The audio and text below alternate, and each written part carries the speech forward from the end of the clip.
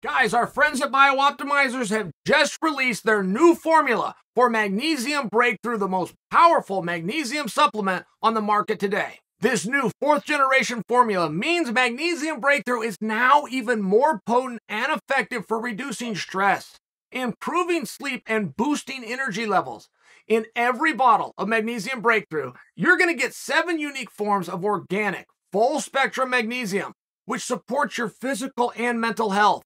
Just take 2 capsules before you go to bed. You're going to be amazed by the improvements in your mood and your energy levels. In addition to Magnesium Breakthrough, pick up a bottle of Masszymes to help you build more lean muscle and P3OM to reduce gas and bloating.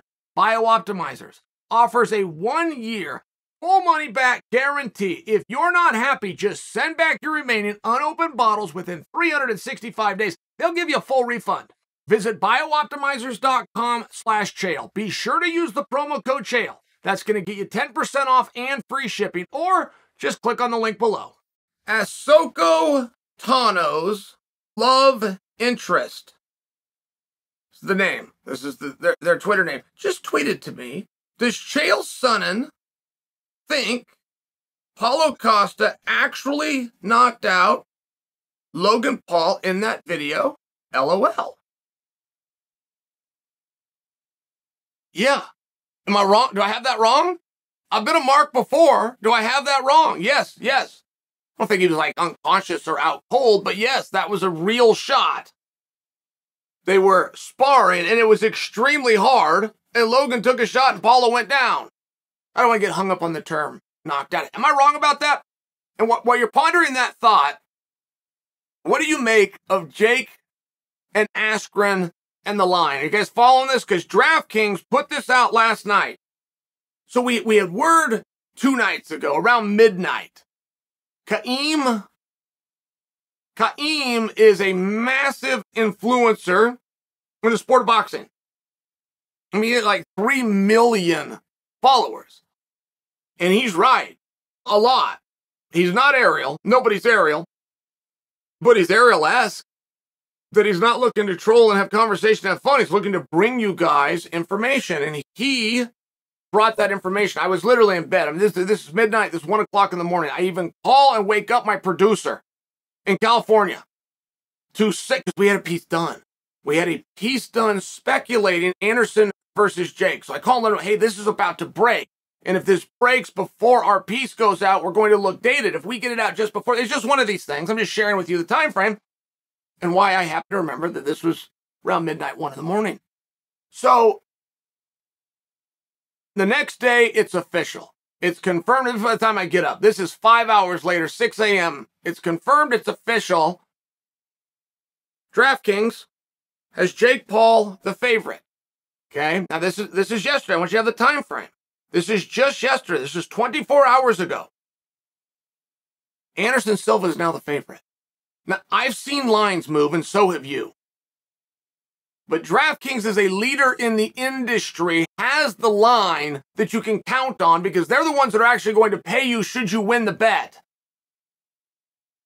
I can't remember a time in 24 hours it switched. I just can't remember that.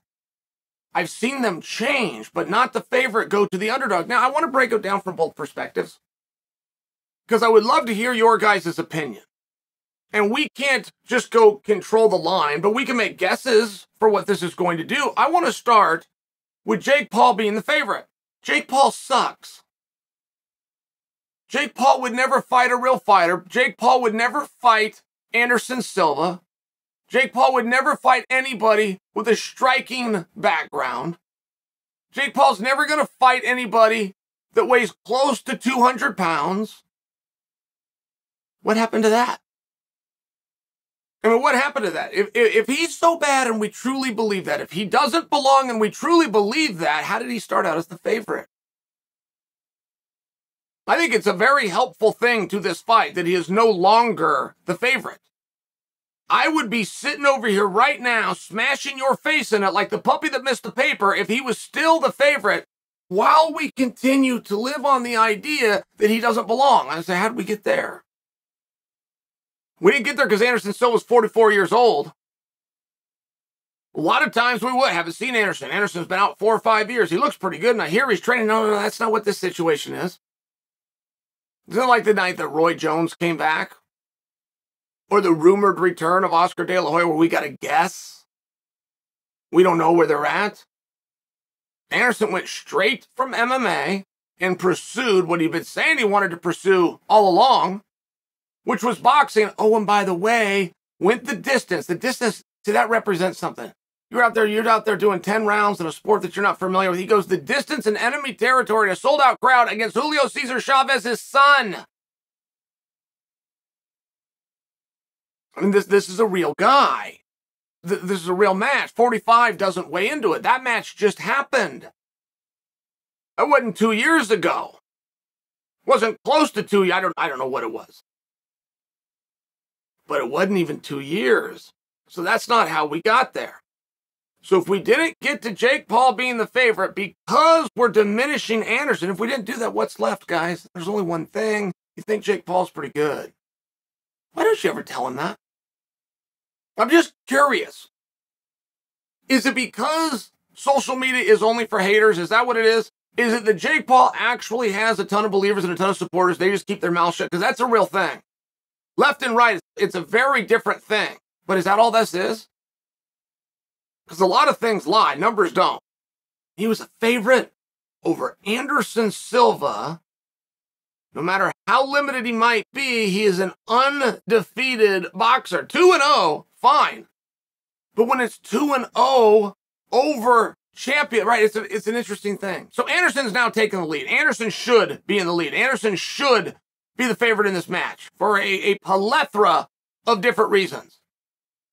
But the number one thing that I think Anderson has, even aside from the experience, right, because the 45 does matter. I'm not acting as, tear that up and throw it away and father time and never catch Anderson. I'm not that far with it. But Jake Paul is a naturally hard puncher. You've seen that in his matches, but you've also seen that in the practice room. You've seen him hit he naturally has the power. He can find the target, he's good with range, and he has a power. Very unlikely to knock out Anderson Silva. Can we agree on that? Anderson Silva just isn't really the guy that gets knocked out. That doesn't mean you couldn't show me one here or there, but those were also with little gloves on. There was also a little hook or crook in between times you've seen Anderson Silva fall down. I think that we're reasonable. We're just trying to be reasonable. We're trying to kind of make our guesses here. I think we're very reasonable to state that it's unlikely, not impossible, of course, for Anderson Silva to be knocked out by Jake Paul. If that's true, I mean, that takes a major wind out of the sails of the idea that Jake can go out there and beat him. I'll give you a fine example. And I'm not attempting to compare Jake's knockout in his power to that of Mike Tyson, but I will, because it's an example that you'll understand. If Mike Tyson was going into the fight, and we it could be any opponent, we don't know anything, but some way there's a crystal ball or a magic wand that can be waved over this. It just gives us one piece of inside information, which is Mike isn't going to knock this guy out. Do you know how many fights Mike would have not been favored in if they took that away? Jordan Burroughs is going to wrestle. Ooh, Jordan's the greatest ever. He's not going to hit a single double leg. Wait a minute. Let me take another look at this. Simone Biles is going to enter a competition. By the way, she's not going to do floor routine. All those points are going to be, right? You're having a whole different conversation. I think that's a reasonable claim by me. Of course, fully understanding that those things very well could happen. I think it'd be hard to put Anderson Silva out. It's hard to touch the sumbitch to start with. It's just hard to get that shot off. And then two, the way he can roll the 4-ounce gloves, his ability to durate, I just think that that's unlikely. And I think as you do look at that line, you do look at the odds, I do think that Anderson Silva should be the favorite. But I would love for you to just ponder. You don't actually have to get back to me. I would just love for you to ponder the idea that Jake was. How did he ever start there? If he doesn't belong and he won't fight real guys and X, Y, and Z, and he's only got 4 matches experience and they were over MMA guys and one of them was a basketball player, how did he become the favorite over Anderson Silva? You can go to the youth card. I'm not against it. I know that that's a very meaningful factor in this. But could you give me somebody else that's 26 years old like Jake? Could you give me somebody else who's only got 4 matches experience. That's all in. That's amateurs, the pros, that's all in. He's got 4 times experience. Could you give me somebody else that fits that bill that would have been a favorite, even briefly, over Anderson Silva? And the answer is no.